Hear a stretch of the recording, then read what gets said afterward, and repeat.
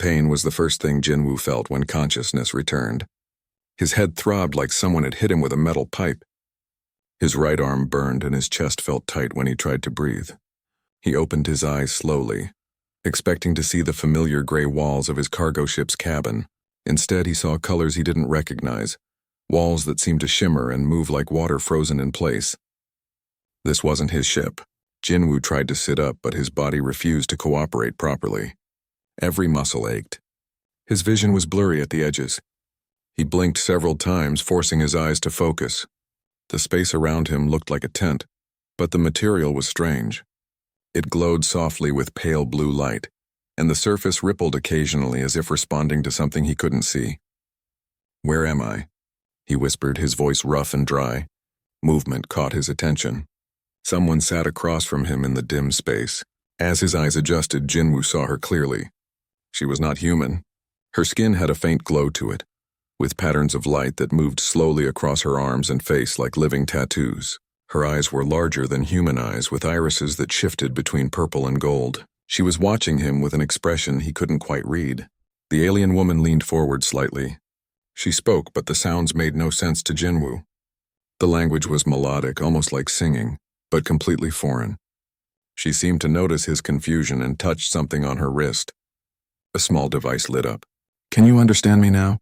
The words came from the device, translated into his language with a slight mechanical tone underneath. Jinwoo nodded weakly.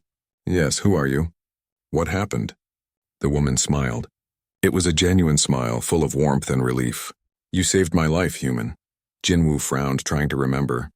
His memories were scattered like broken glass. He had been piloting his cargo ship through the outer reach, taking supplies to a mining colony. The route was dangerous but paid well. Then something had happened. Debris field, alarms screaming, his ship's computer warning him about a collision. And then, there was a pod, he said slowly, the memory coming back in pieces. Something damaged. It was going to hit the debris field. "My escape pod," the woman said. "My engines failed. I was drifting and the collision would have destroyed me. But you brought your ship alongside mine. You connected the emergency cables and pulled me out of the danger zone." Jinwoo tried to remember doing that, but it was all a blur. "Did we crash?" "Yes. Your ship was too damaged from helping me. We couldn't maintain altitude. You piloted us down to this planet's surface." She gestured around them. "You saved us both with your skill.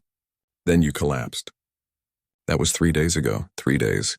Jinwoo looked down at himself and saw that someone had bandaged his injuries. His right arm was wrapped in something that looked like silver cloth, and it felt cool against his burned skin. He touched his head and felt more bandages there. "You fixed me up?" "I used what medical supplies I had," the woman said. "Your body is different from mine, but the basics are similar enough. You will heal." Jinwoo looked at her more carefully now. She wore clothes that seemed to be made from the same material as the tent, flowing and practical. Her hands had 4 fingers instead of 5, and her movements were graceful in a way that seemed almost unnatural. "What's your name?" he asked. "Nara," she replied. "I am Velhari, or I was. There are not many of us left now." "I'm Jinwoo, human, obviously." He tried to smile, but it came out more like a grimace. "Where exactly are we?" Nara's expression became serious. "The planet is called Threshold 7 in your language. It's a quarantine world. Nobody is supposed to be here. The wildlife is dangerous and the plants are toxic to most species." "That's just great," Jinwoo muttered. He forced himself to sit up despite the pain. His head spun for a moment before settling. "My ship, can we repair it?" Nara looked away and Jinwoo knew the answer before she spoke. "I'm sorry. Your ship was too damaged. When we crashed, the main engine broke apart. The fuel cells are leaking. It cannot fly again." Jinwoo felt his heart sink. Without his ship, they were trapped here. He thought about his emergency beacon and felt a small spark of hope. "What about the distress signal? Did the beacon activate?" "It tried to," Nara said carefully. "But it was damaged in the crash. The signal is weak and broken. It might not reach anyone, and if it does, they won't be able to tell where we are exactly." The situation was worse than Jinwoo had thought. They were stranded on a dangerous planet with no way to call for help and no way to leave. He looked at Nara and saw something in her eyes that made him suspicious. She was worried, but not about the crash or the planet. She was worried about something else. Why were you in an escape pod? Jinwoo asked. What were you running from? Nara hesitated. Her skin patterns flickered faster for a moment, and Jinwoo realized it might be a sign of emotion. She was afraid. The Kryn Empire, she said finally. They have been hunting my people for many years. They destroyed our homeworld and killed most of the Velhari. Those of us who survived have been running ever since. I was trying to reach the neutral zones when my ship was attacked. The escape pod was all I had left. The Kryn, Jinwoo said, recognizing the name. Every human who traveled in deep space knew about the Kryn. They were one of the oldest and most powerful species in the galaxy. They were also known for being ruthless when they wanted something. Why are they hunting your people? Nara looked down at her hands. That is a long story, and the reasons are complicated. But the result is simple. If the Kryn find me here, they will kill me, and probably you as well for helping me. Jinwoo let that information sink in. He had saved this woman's life without knowing that he was putting himself in the crosshairs of an empire that could crush him like an insect. Any sane person would be angry about that. But as Jinwoo looked at Nara sitting there alone and afraid, he found he wasn't angry at all. Well, he said, I guess we'll just have to make sure they don't find us. Nara looked up at him with surprise. You would help me? Even knowing the danger? Jinwoo shrugged, then winced as the movement hurt his shoulder. I already saved your life once. Seems stupid to waste that effort now. Besides, I'm a human. We're too stubborn to know when to quit. For the first time since he woke up, Nara's smile reached her eyes. I am beginning to understand why the galaxy speaks of humans the way they do. Yeah? What do they say? That humans are crazy, Nara said. That you do things that make no sense. That you fight when you should run, and you protect strangers when you should protect yourselves. Jinwoo laughed, then coughed as it hurt his chest. That sounds about right. Come on, help me up. If we're stuck on this planet, I need to see what we're working with. Maybe I can salvage something useful from my ship. Nara moved to help him stand. As Jinwoo got to his feet, he swayed slightly. The world tilted, but Nara steadied him with surprising strength. Together they moved toward the tent's entrance. Outside, Jinwoo saw the wreckage of his ship spread across a small clearing. The cargo hauler had been torn apart on impact, pieces scattered among strange purple trees with leaves that moved without wind. In the distance, he could hear sounds that didn't belong to any animal he knew. The sky above was a deep orange color, and he could see 2 suns hanging in the sky. Threshold 7, Jinwoo said quietly. Beautiful and deadly. Just perfect. Nara stood beside him. What do we do now? Jinwoo looked at the wreckage, then at the alien woman beside him, then at the hostile wilderness stretching in all directions. He thought about his situation logically. No ship, no rescue coming. Dangerous planet. Powerful enemies possibly looking for them. By all rights, he should be terrified. Instead, he felt something else. A familiar feeling from his past, from before he became a cargo pilot running from his memories. Purpose. Now, Jinwoo said. Now we survive, and we figure out how to get you somewhere safe. That's what we do. Nara's skin patterns glowed a little brighter. You are a strange human, Jinwoo. You have no idea, he replied. Together they walked toward the wreckage to see what could be saved from the ruins of his ship. Behind them, the tent glowed softly in the orange light of the alien suns. Above them, in orbit around the planet, sensors that neither of them knew about registered the crash site and began transmitting data to a distant fleet. The hunt had begun, but neither Jinwoo nor Nara knew it yet. For now, they only knew they were alive, and that was enough. 5 days had passed since Jinwoo woke up in Nara's tent. 5 days of learning how to survive on a planet that seemed designed to kill everything that landed on it. Jinwoo spent the first 2 days just sorting through the wreckage of his cargo ship, pulling out anything that might be useful. Nara helped him, though she seemed amazed by what he considered valuable. You want to keep this broken metal? She had asked on the second day, holding up a twisted piece of the ship's hull. That's not just metal, Jinwoo explained, taking it from her. That's a water collector. See this surface? It was designed to gather moisture from the air and filter it. It's broken now, but I can fix it. We need water. Nara watched as Jinwoo worked, using tools salvaged from the wreckage to bend the metal back into something useful. His hands moved with practiced skill, connecting pieces that looked like junk into something functional. Within an hour, he had created a basic water collection system using the damaged hull piece, some wiring, and a small power cell. How did you learn to do this? Nara asked. Jinwoo shrugged. Growing up on frontier colonies, you learn to fix things or you don't survive. We didn't always have new parts or fancy equipment. You make do with what you have. Nara found this fascinating. Most species in the galaxy would simply wait for rescue or replace the broken item.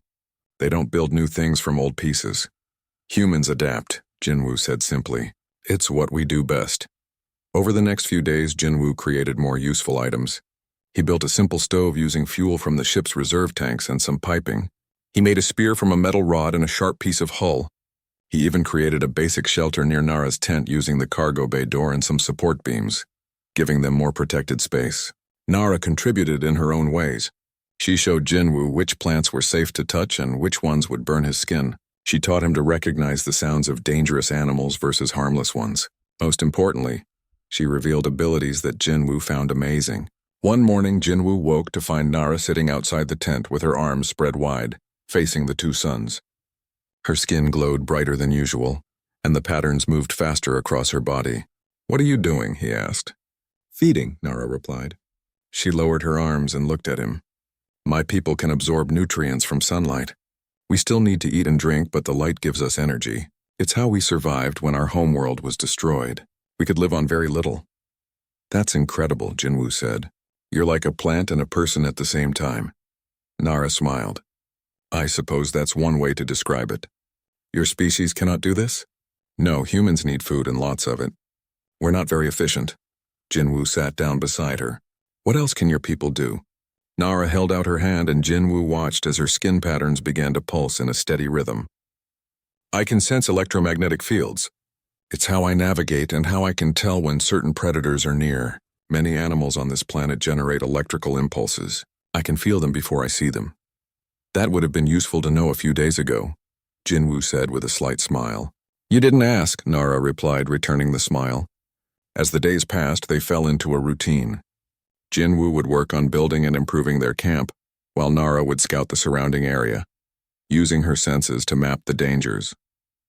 In the evenings, they would sit by the fire Jinwoo built and share stories. Nara told Jinwoo about her homeworld, about cities that grew from living crystal and forests that sang in the wind. She spoke of her people's love of art and knowledge, of how every Velhari was taught to remember and preserve the stories of those who came before. She described the day the Kryn came, the day the sky turned black with their ships. "We didn't even know why they attacked at first," Nara said quietly one night. "They just came and began destroying everything. By the time we understood what they wanted, it was too late. Millions died in the first wave. Those who escaped scattered across the galaxy." "I'm sorry," Jinwoo said. He knew those words weren't enough, but he didn't know what else to say. "It was 40 cycles ago," Nara said. "In your time measurement, that's about 30 years. I was young when it happened. I've spent most of my life running and hiding." Jinwoo shared his own stories, though they felt small compared to the destruction of an entire world. He told her about Earth, about the blue oceans and green forests. He spoke of the colony wars that had raged before he was born, when humans fought each other over resources and territory. He mentioned his sister, Hyerin, though he kept that story brief. Some wounds were still too fresh even after all these years. "Humans almost destroyed themselves," Jinwoo explained. "We fought wars that killed billions. We poisoned our own planet, but somehow we survived and learned. We reached the stars and promised to do better." "And have you?" Nara asked. "Done better?" Jinwoo thought about that. "Sometimes. We still fight, we still make mistakes. But we also help. We protect. We don't give up on people even when it's the smart thing to do." On the 7th day, they faced their first real test. Jinwoo was working on the ship's communication system, trying to boost the distress beacon signal, when Nara suddenly grabbed his arm. "Something is coming," she whispered. "Multiple creatures. Large ones. They're moving fast." Jinwoo immediately dropped his tools and grabbed the spear he had made. "How many?" 5, maybe 6. Nara's skin patterns were flickering rapidly. "They're predators. I can feel their electrical signatures. They're hunting." "Get behind me," Jinwoo said, moving to put himself between Nara and the direction she was pointing. "I can fight," Nara protested. "I know. But I have a weapon and you don't. Let me handle this." The creatures burst from the purple trees seconds later. They looked like wolves, but larger and more terrifying. Their bodies were covered in dark scales instead of fur, and their mouths had too many teeth. Their eyes glowed red, and they moved with frightening speed. There were 6 of them, just as Nara had sensed. They spread out, surrounding Jinwoo and Nara. These weren't mindless beasts. They were hunting with strategy. Jinwoo's mind raced. He couldn't fight 6 of these things with just a spear. He needed another option. His eyes fell on the fuel canisters he had been saving, the ones from his ship. They were leaking, which is why he hadn't used them yet. The fuel was unstable and dangerous. Dangerous, that gave him an idea. Nara, when I say run, you run toward the tent. Don't stop, don't look back. Understand? What are you going to do? Something stupid. It's a human specialty. The razor wolves moved closer, their growls filling the air. The largest one, probably the pack leader, tensed its muscles to pounce. Jinwoo grabbed one of the leaking fuel canisters and threw it at the nearest wolf. The creature dodged, but that wasn't the point. The fuel splashed across the ground, creating a puddle between them. Jinwoo grabbed a second canister and did the same thing, spreading more fuel. Now, he shouted. Nara ran. The wolves moved to chase her, but Jinwoo was already moving too. He grabbed a burning stick from their fire and threw it at the fuel puddle. The explosion was bigger than he expected. Flames erupted in a wall of heat and light, catching 2 of the wolves directly. Their screams were horrible, but Jinwoo didn't stop to watch. He grabbed the remaining fuel canisters and ran after Nara, his injured arm screaming in pain. The surviving wolves chased them, but they were more cautious now.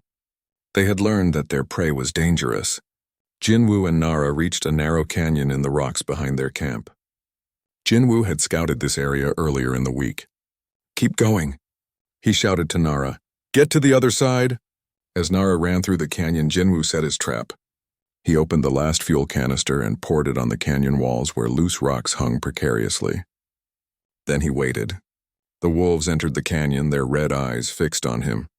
Jinwoo lit another piece of cloth soaked in fuel and threw it at the canyon wall. The explosion triggered a rock slide. Tons of stone came crashing down, blocking the canyon and crushing one more wolf. The remaining 3 were trapped on the other side, howling in frustration. Jinwoo collapsed against the canyon wall, his breath coming in gasps. Nara rushed back to him, her eyes wide with concern.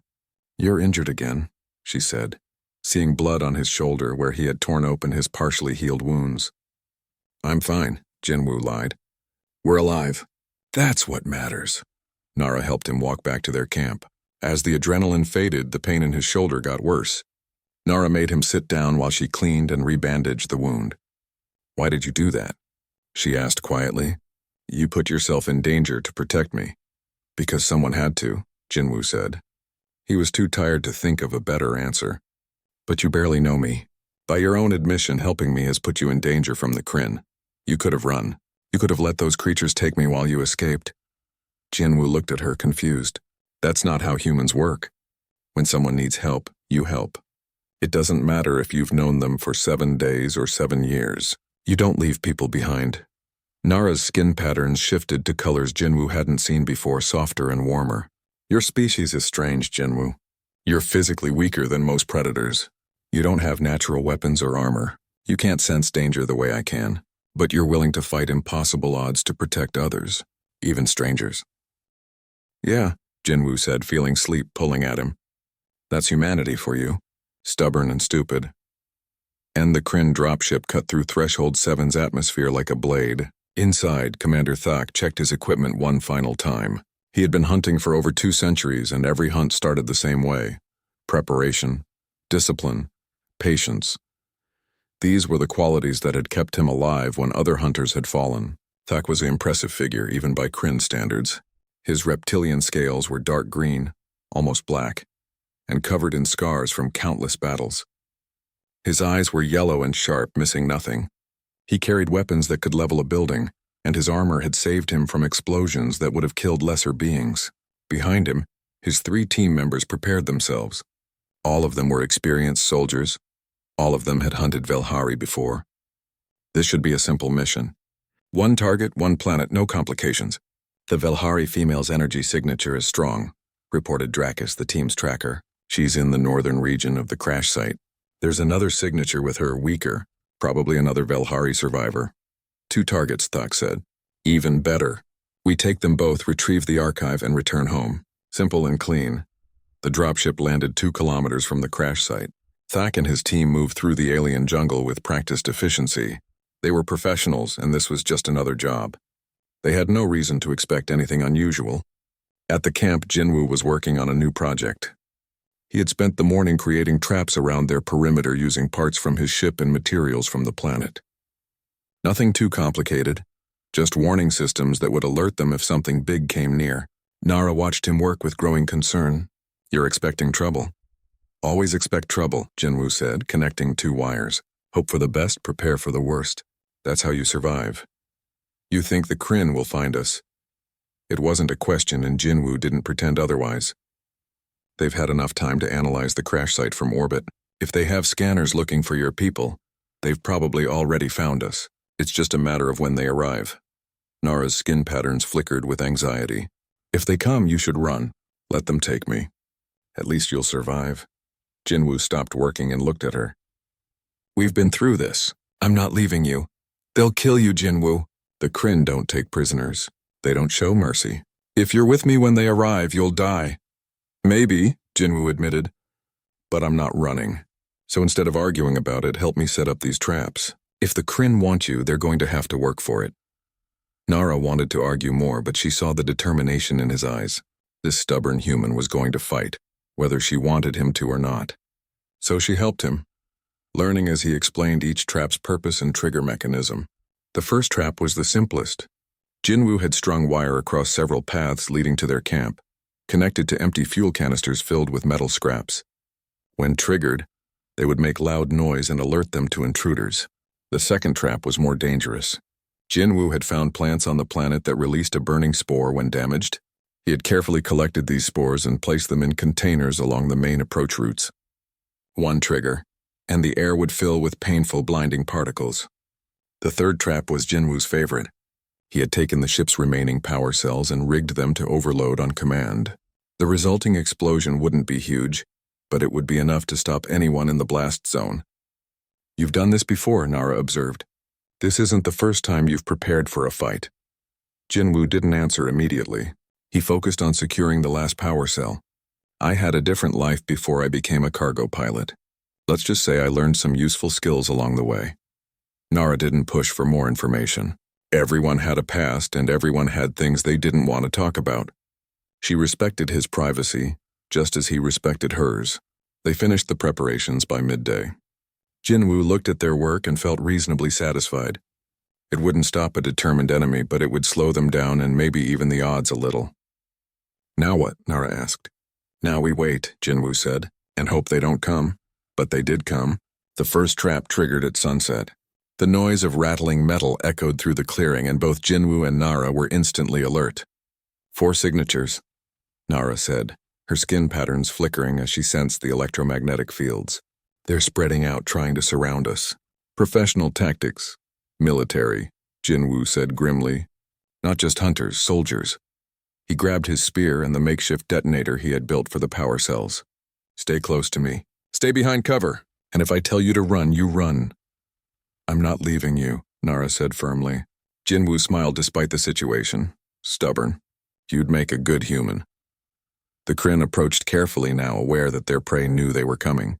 Commander Thak studied the crashed ship and the surrounding area with professional interest. The traps were crude but clever. Someone here knew how to fight. "Drakus, what species is the second signature?" Thak asked. The tracker checked his scanner. "The physiology doesn't match Velhari. It's human." Thak paused. "Human. That was unexpected. Humans were new to this part of space, and they usually stayed in their own territories. What was one doing here with a Velhari fugitive?" "Just one human?" Thak asked. "Just one, Commander." Thak relaxed slightly. One human wasn't a threat. Humans were weak compared to most species. No natural weapons, fragile bodies, limited senses. The only thing noteworthy about them was their tendency to spread everywhere like insects. "Move in," Thak ordered. "Take the Velhari alive if possible. The human is irrelevant. Kill it if it interferes." The team advanced. They were 10 meters from the camp when the second trap triggered. Spores filled the air, and 2 of Thak's soldiers started coughing, their eyes burning. They fell back, temporarily blinded. "Defensive countermeasures." Thak barked. Environmental hazard, masks on. As his team scrambled to put on protective gear, Jinwoo made his move. He triggered the first power cell. The explosion erupted to the Kryn's left, throwing dirt and debris everywhere. In the chaos and confusion, Jinwoo and Nara retreated deeper into their prepared defensive position. Clever, Thak admitted, his respect for his opponent growing. The human knows tactics. They regrouped and advanced more carefully. Thak could see the camp now, and he spotted movement near the cargo ship's wreckage. He raised his weapon, targeting the human he glimpsed moving between cover points. The weapon fired a burst of plasma energy that would have killed Jinwoo instantly. But Nara had sensed the electromagnetic buildup in the weapon before it fired. She tackled Jinwoo, pulling him down. The plasma bolt passed over their heads, melting the metal where Jinwoo had been standing. Thanks, Jinwoo gasped. We're even now, Nara replied. They ran together toward the canyon where they had fought the Razor Wolves. Jinwoo had another surprise prepared there, but they needed to draw the Kryn in first. Thak followed, his soldiers spread out in a standard pursuit formation. He was being cautious now. This human had proven to be more dangerous than expected. The trap showed someone with military training, or at least combat experience. The retreat wasn't panicked flight, but a tactical withdrawal to a prepared position. Commander, Drakus called. I'm detecting another energy signature ahead. Looks like another power cell ready to overload. Expected, Thak said. The human is leading us into a trap. We'll spring it, but on our terms. Rillos take the high ground and provide cover. Drakus, circle around from the east. I'll approach from the front and draw their fire. It was a good plan. The kind of plan that had kept Commander Thak alive for 2 centuries. It should have worked. But Thak had made one critical mistake. He assumed he was hunting a human the way he had hunted hundreds of other species. He didn't understand that humans were different. Jinwoo watched the Kryn move into position. He could see their strategy, see how they were splitting up to attack from multiple angles. It was professional and efficient.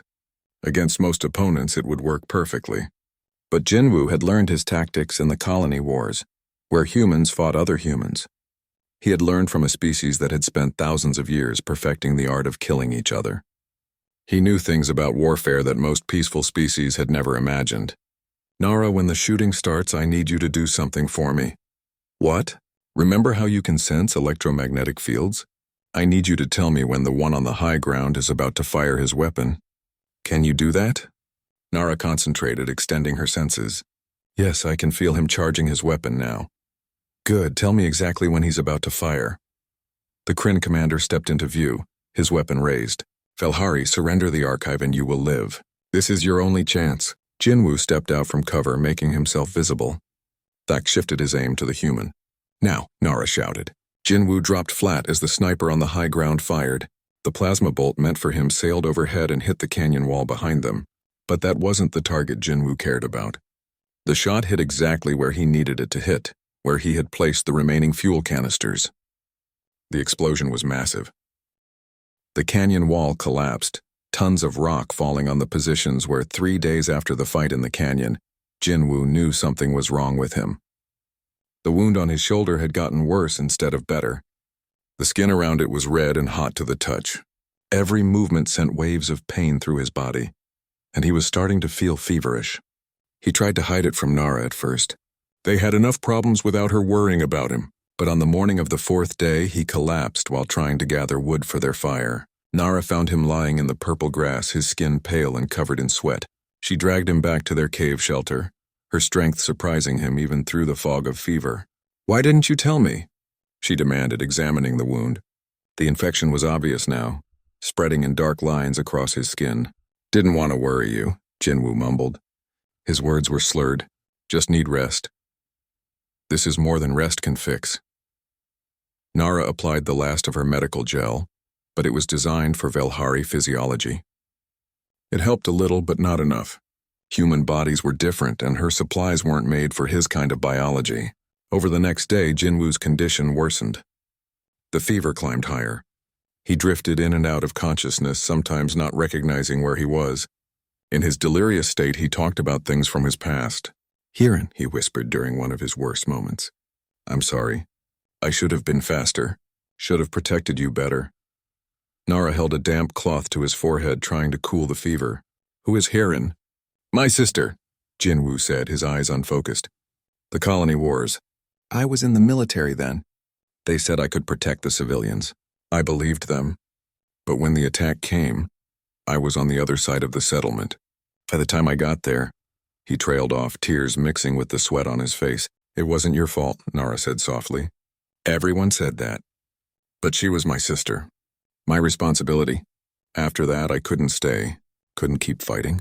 So I became a cargo pilot, running away from the guilt, hauling boxes across space instead of protecting people. Jinwoo's eyes closed. Some protector I turned out to be.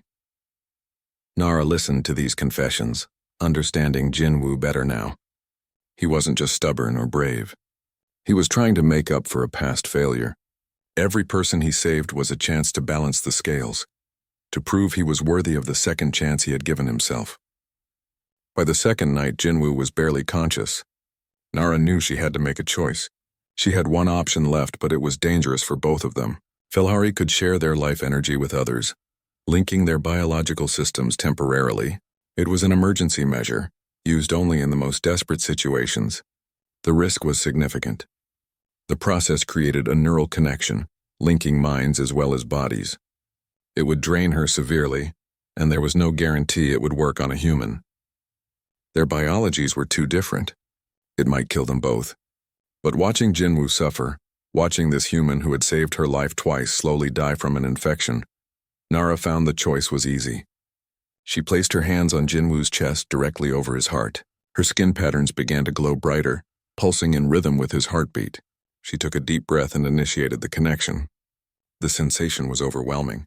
Suddenly, Nara could feel everything Jinwoo felt. The pain of his infection, the heat of his fever, but also deeper things. Emotions, memories. The neural link worked both ways, and as she sent her healing energy into him, his consciousness flooded into her. She saw his childhood on a frontier colony, harsh but filled with laughter. She saw his sister, Yeren, bright and clever and always getting into trouble. She saw the day he joined the military, proud and confident. And she saw the day everything changed. The attack came without warning. Enemy forces struck the colony settlement while Jinwoo was on patrol. He ran back faster than he had ever run, but it wasn't fast enough. The building where Hyeron had been teaching children was already burning. He pulled survivors from the rubble, saved dozens of people. But Hyeron wasn't among them. Nara felt his guilt like a physical weight. She felt his decision to leave the military, felt the years of running and trying to forget. She understood now why he had saved her without hesitation, why he protected her so fiercely, because he couldn't save his sister, but he could save someone else. He had to save someone else. But Nara's presence in the link was changing something. Jinwoo's fever-addled mind latched onto her consciousness, and suddenly he was experiencing her memories too.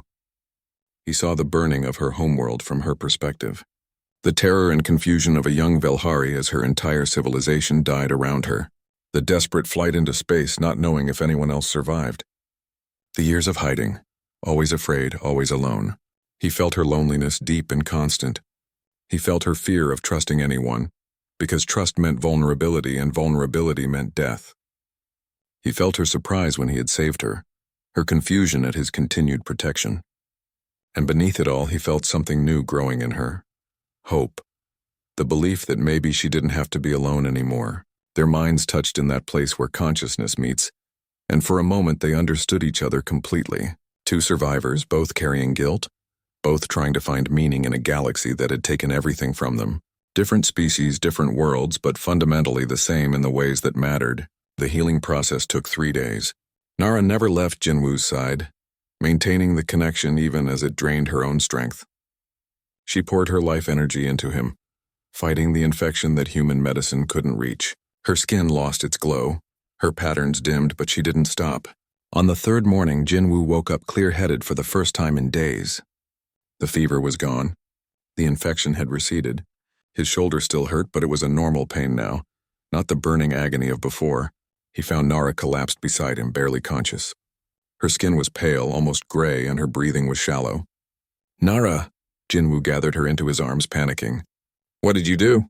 "Saved your life," she whispered. "Like you saved mine. You shouldn't have risked yourself like that." "I'm not worth it." Nara opened her eyes and looked at him. The neural connection was fading, but still present. She could feel his genuine belief that he wasn't worth saving, and it made her angry. "You're wrong," she said firmly. "I saw your memories, Jinwoo.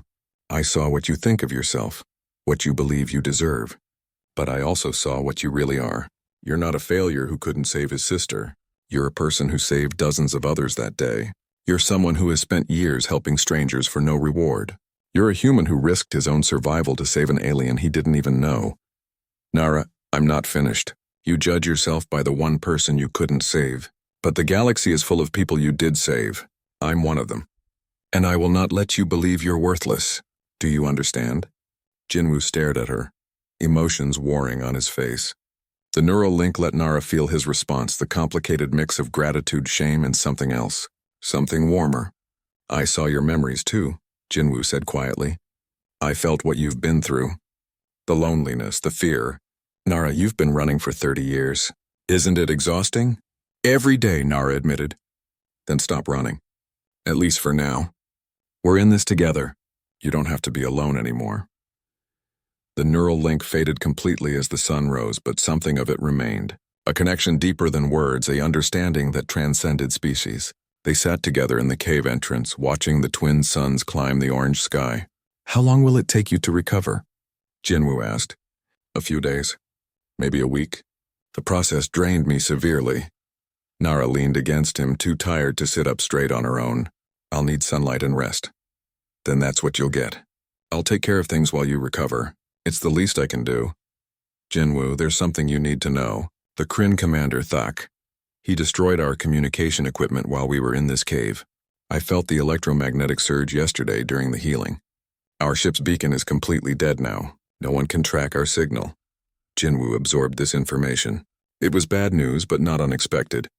"Then we'll find another way. I'm good at improvising. How can you stay so positive? We're trapped on a hostile planet. The Kryn are hunting us. We have no way to call for help. Our supplies are running low. By any logical measure, we should despair." Jinwoo smiled. "Humans aren't very logical, remember? We're stubborn. We keep fighting even when it doesn't make sense. Especially when it doesn't make sense." That neural link we shared. It showed me something about humans I didn't understand before. Your species has been through so much. Wars, disasters, near extinctions. But you never give up. You always find a way forward. Why? Jinwoo thought about the question. Because giving up means the bad things win. It means that all the pain and loss were for nothing. Humans believe that as long as we're still fighting, still trying, there's hope. And hope is powerful, Nara. It's kept our species alive through things that should have destroyed us. "Hope," Nara repeated. She had almost forgotten what that felt like. But sitting here with Jinwoo, watching the sunrise on an alien world, she felt it stirring in her chest again. "It's a strange feeling." "It is," Jinwoo agreed. "But it's worth holding on to." Far away, in the ruined canny 7 days after the healing, Nara had recovered most of her strength. Her skin glowed with its normal light again, and the patterns moved in their usual rhythmic way. Jinwoo's shoulder was healing well too, though it would always leave a scar. They had survived the infection, survived the Kryn attack, survived the hostile planet, but survival wasn't enough anymore. They needed a plan to get off this world. Jinwoo sat beside the remains of his ship's communication system, studying it with intense focus. He had been working on it for 2 days now, barely sleeping.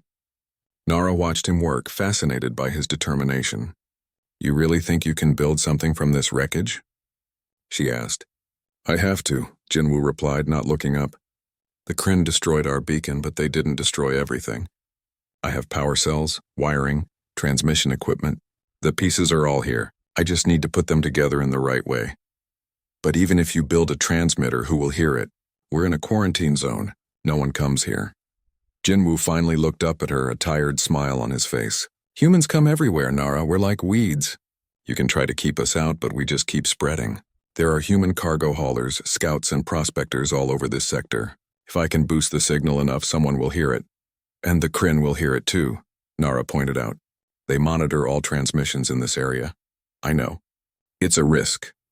But staying here is also a risk. Eventually, Commander Thak will attack again, and next time we might not be so lucky." Jinwoo returned to his work, connecting wires to a crystal he had found in the planet's caves. "Besides, I have an idea. It's crazy, but most of my best ideas are." Over the next 3 days, Jinwoo built his transmission device. It wasn't pretty. It looked like someone had taken apart 5 different machines and randomly connected the parts. But when he powered it on, the device hummed to life. "It works?" Nara asked, hope in her voice. "It works," Jinwoo confirmed. "One time only.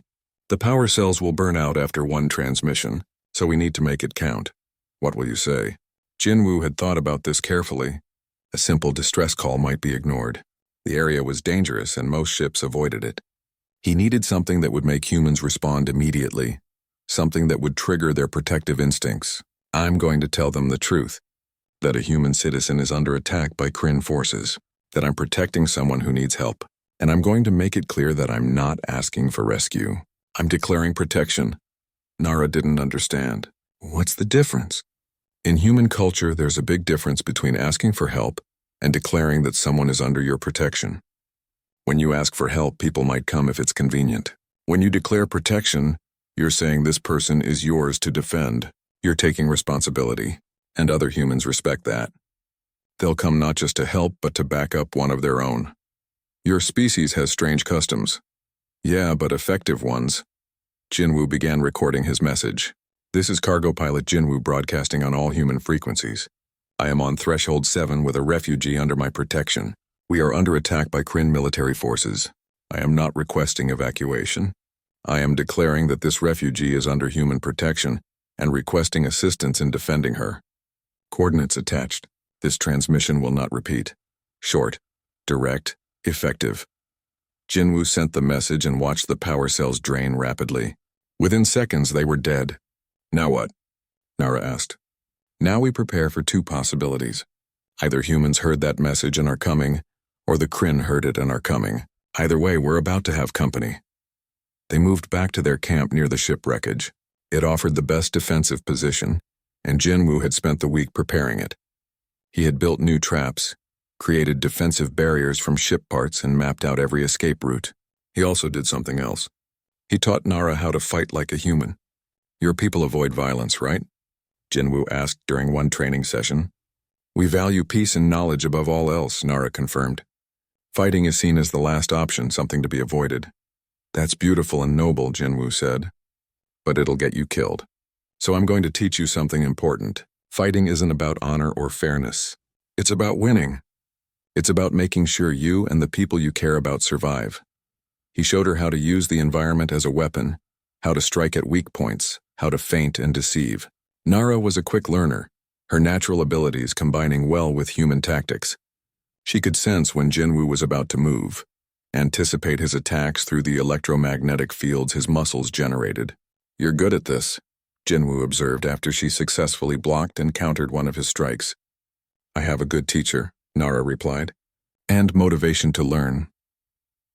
On the 3rd day after the transmission, Nara suddenly stiffened. Something's coming. Multiple signatures. Large vessels entering orbit. Jinwoo grabbed his weapons, ready for the Kryn. But then Nara's expression changed to confusion. "These signatures are different." "Not Kryn. The power systems feel different, the electromagnetic profiles are unique." "Human," Jinwoo breathed. "Those are human ships." Minutes later, a transmission reached them. Jinwoo had managed to repair their receiver enough to hear incoming signals. "Cargo pilot Jinwoo, this is Captain Minho of the HSCV Indomitable. We received your message. We're here to back you up." "What's your situation?" Jinwoo activated the transmitter, his voice shaking slightly with relief. "Captain, we have 1 Kryn commander and at least 1 soldier hunting us. They're somewhere on the surface. We're barricaded near the crash site." "Copy that. We're scanning for Kryn signatures now. Stand by." Another voice came over the channel, younger and more informal. "Jinwoo, this is the cargo ship Bright Star. You don't know me, but we work the same routes. Nobody touches our people, understand? We're with you." More voices joined in, ships announcing their presence. Jinwoo counted 5 human vessels in total. Not a military fleet, but something better. These were cargo haulers, scouts, independent traders, regular people who had dropped everything to respond to his call. "I don't understand," Nara said. "Why would they risk themselves for 1 person? For a stranger?" "Because he's human," Captain Minho's voice answered. Apparently the channel was still open, and because he declared someone under his protection.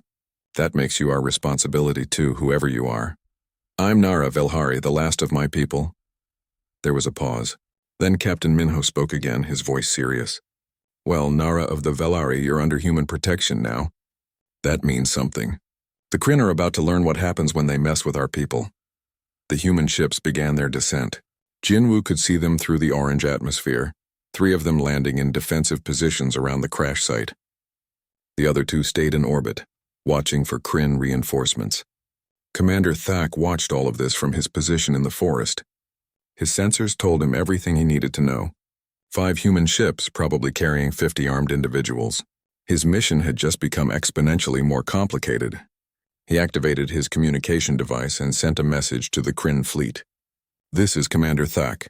The mission has been compromised, requesting immediate support and extraction. The response came quickly. Negative, Commander. The Kryn Empire cannot afford an incident with humanity over one Velhari fugitive. You are ordered to withdraw and avoid contact with human forces. Thak felt anger rising in him. The Velhari carries the archive. We cannot let it escape. You have your orders, Commander. The political cost is too high. Withdraw immediately. Thak considered disobeying. He had invested too much in this hunt to simply walk away, but he was also a professional soldier who understood orders and consequences. Starting a war with humanity over personal pride was foolish, but he could make one final move. He broadcast on an open channel that both the humans and his targets would hear. Human cargo pilot Jinwoo. This is Commander Thak of the Kryn Empire. I acknowledge your victory in this hunt. You have proven yourself a worthy opponent. But understand this. The Velhari carry something that belongs to the Kryn by galactic law. The archive of extinct species must be surrendered to the archive worlds. This is not over. Captain Minho's response was immediate and harsh. Commander Thak, this is Captain Minho. You have exactly 10 seconds to start moving away from our people, or we will turn your position into glass. Your empire can send complaints through proper channels. Right now, all I care about is making sure you leave. Thak heard the threat and recognized it wasn't empty. The humans had positioned their ships to give them overlapping fields of fire. They could destroy his position easily. More importantly, they would do it without hesitation if he threatened their people. He had studied humans enough now to know this was true. They were aggressively protective of those they considered theirs. It was irrational, inefficient, and completely consistent. I am withdrawing, Thak said. But tell your cargo pilot this. He fights well for a human. I would have enjoyed hunting him under different circumstances. The Kryn signature began moving away, heading toward their extraction point. The human ships tracked him with weapons locked, ready to fire if he changed direction. They didn't relax until his ship lifted off and left. The celebration lasted through the night, but morning brought reality. The human ships couldn't stay forever. They had cargo to deliver, routes to run, lives to return to. Captain Minho called a meeting in his ship's cargo bay, and everyone gathered to discuss what came next. The good news is that Nara is legally human now, Minho began. We've registered her citizenship with 3 independent frontier colonies. Earth will have to work hard to reverse it, and they probably won't bother. The precedent is set. What about the Kryn? Someone asked. They're not going to be happy about this. Let them be unhappy, Minho said. They can file complaints through proper channels, but they won't attack. The Kryn are aggressive, but they're not stupid. They know that attacking a human citizen means war with all of humanity, and they're not ready for that fight. Jinwoo raised his hand. What about the archive? The Kryn will still claim it belongs to the archive worlds. That's trickier, Minho admitted. The archive is technically Velhari cultural property. Now that Nara is human, she owns it. But the Kryn can argue in galactic courts that she should surrender it anyway. These legal battles can take years. Nara spoke up, her voice clear and confident. Then I'll give them something to argue about. I want to share the archive with humanity, not surrender it to the archive worlds where it will sit in storage, but actively share it. Let human scholars study it. Let our cultures mix. That's what my people would have wanted. The suggestion caused excited murmurs among the assembled humans. Access to an alien civilization's complete cultural database was unprecedented. The scientific and cultural value was immeasurable. That's brilliant, said Daehyun, captain of the cargo ship Bright Star. It changes the whole argument. You're not hiding the archive. You're sharing it. The Kryn can't claim you're hoarding extinct knowledge if you're making it available to everyone. Exactly, Nara said. And more than that, I want the archive distributed across human data networks, encrypted and backed up on hundreds of systems. That way, even if something happens to me, the Velhari legacy survives. Jinwoo felt pride swell in his chest. This was smart thinking, the kind of adaptive strategy that humans excelled at. Nara was learning quickly. Captain Minho nodded approvingly. I can arrange that. We have contacts in the data storage business. Within a week, your archive will be scattered across 50 systems. The Kryn would need to destroy half the human frontier to eliminate it. They won't risk that, Daehyun added. Humanity might be young compared to the Kryn Empire, but we're spread out and stubborn. Taking us on would be expensive and bloody. The meeting continued for hours, working out the practical details. Several ships offered to take Jinwoo and Nara back to human-controlled space. Others volunteered to escort them, providing protection in case the Kryn tried something desperate. It was organized chaos, very human in its approach. Finally, Captain Minho turned to Jinwoo. What about you, kid? Your ship is destroyed. You're basically homeless. What are your plans? Jinwoo had been thinking about this. Before the crash, he had been drifting through life, running cargo and avoiding his past. But everything had changed. He had found purpose again, found something worth fighting for. I want to buy a new ship, Jinwoo said. Nothing fancy, just a reliable cargo hauler. And I want Nara as my co-pilot. We work well together. Nara looked at him in surprise. You want to continue working with me? If you'll have me, Jinwoo said. I figure someone needs to teach you more about being human, and I could use a partner who can sense danger before it arrives. We make a good team. Nara's skin patterns glowed with warm colors. I would like that very much. Then it's settled, Minho said. The frontier colonies will provide compensation for your destroyed ship. It won't be much, but it should be enough for a down payment on something spaceworthy. Until then, you're both welcome to work passage on any of our ships. Over the next 3 days, the human crews worked to salvage what they could from Jinwoo's crashed ship. Anything valuable was recovered and catalogued. The rest was left for the planet to reclaim. It felt strange to Jinwoo, leaving behind the ship that had been his home for years, but it also felt right. That part of his life was over. A new chapter was beginning. On the 3rd day, something unexpected happened. A message arrived on the human fleet's communication channels. It was from Commander Thak. This is Commander Thak of the Kryn Empire, broadcasting to the human vessels at Threshold 7. I wish to speak with the cargo pilot Jinwoo. Alone. No weapons, no tricks. Just conversation. The humans immediately went on alert. Captain Minho wanted to refuse, but Jinwoo stopped him. Let me talk to him, Jinwoo said. He could have killed us multiple times, but chose not to. He showed us mercy, even if we didn't know it at the time. I think he deserves a conversation. It could be a trap, Minho warned. Maybe, but I don't think so. Commander Thak is a soldier, not an assassin. He fights with honor in his own way. I want to hear what he has to say. Reluctantly, the humans agreed. They set up a communication channel with heavy encryption and multiple safeguards. If anything went wrong, they could cut the connection instantly. Thak's face appeared on the screen. He looked tired, his reptilian features showing signs of strain. Cargo pilot Jinwoo, thank you for agreeing to speak with me. Commander Thak, Jinwoo replied. What do you want? To talk, Thak said simply. This hunt has been unusual in many ways. I have been a soldier for over 2 centuries, and I have never encountered an opponent quite like you. I'm just a cargo pilot who got lucky. No, Thak said firmly. Luck is when circumstances favor you. Skill is when you create those circumstances. You showed skill, strategy, and courage. You used the environment as a weapon. You adapted to impossible odds. You protected your companion with the ferocity humans are known for. Are you trying to make me feel better about you trying to kill us? Thak made a sound that might have been laughter. I am trying to explain something. In Kryn culture, we respect our opponents.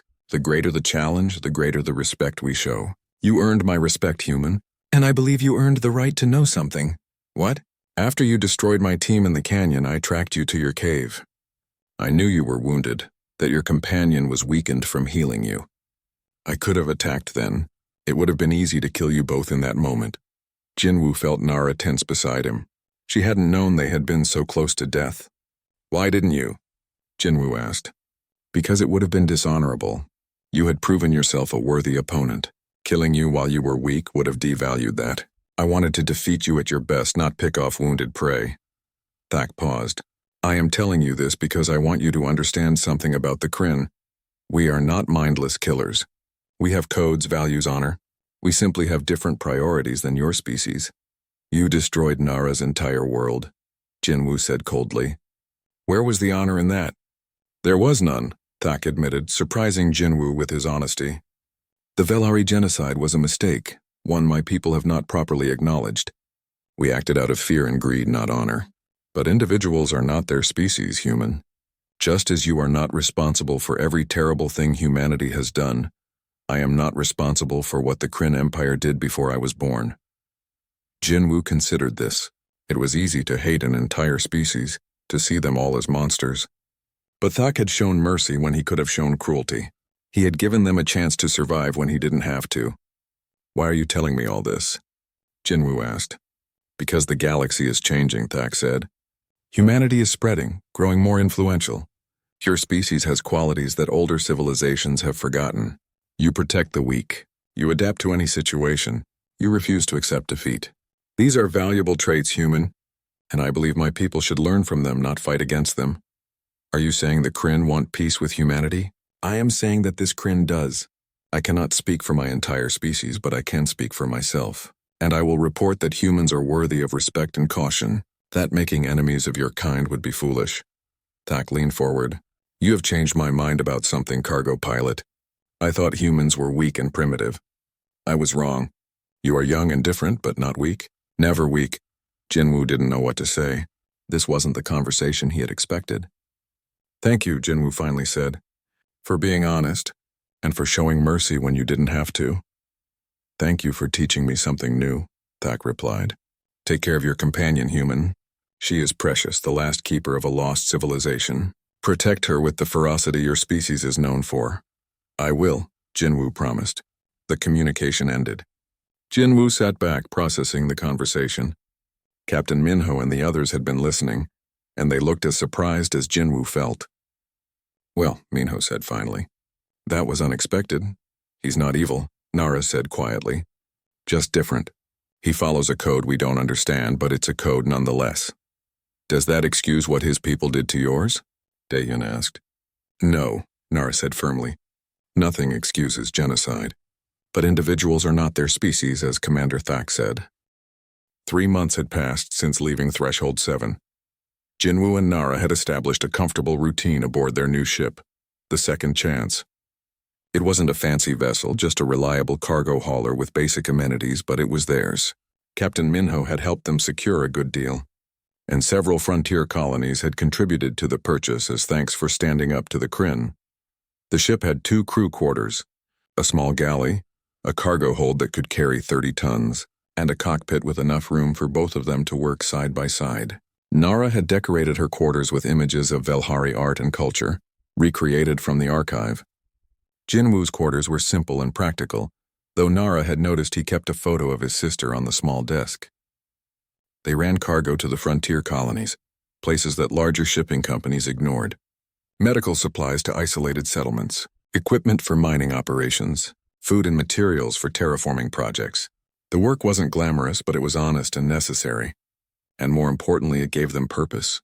Today they were approaching the colony of New Haven, a settlement that had been established only 5 years ago.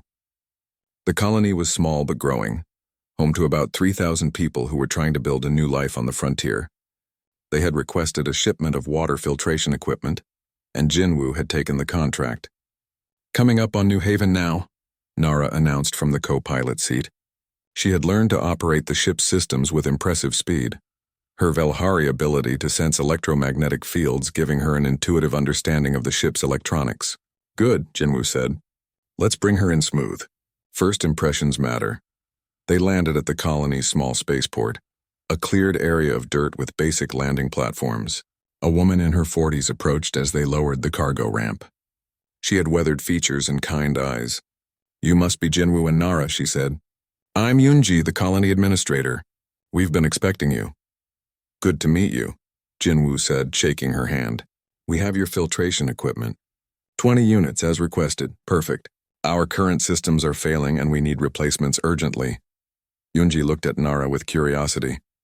I heard stories about you two. About what happened on Threshold 7, is it true? You really faced down Kryn soldiers? We survived, Jinwoo said, deflecting. He didn't like talking about it. That's all that matters. But Yunji wasn't deterred. No, it's more than that. You protected her, declared her under human protection. That kind of courage is rare these days. She smiled at Nara. And you became human, first of your kind to do so. That took courage too. Nara's skin patterns flickered with embarrassment. I did what felt right. Well, you're both welcome here anytime. New Haven doesn't get many visitors, and we appreciate people who aren't afraid to stand up for what's right. As they unloaded the cargo, other colonists came to help and to talk. Many of them had heard the story through the Frontier Network. Jinwoo and Nara had become something of local legends, a symbol of human values in action.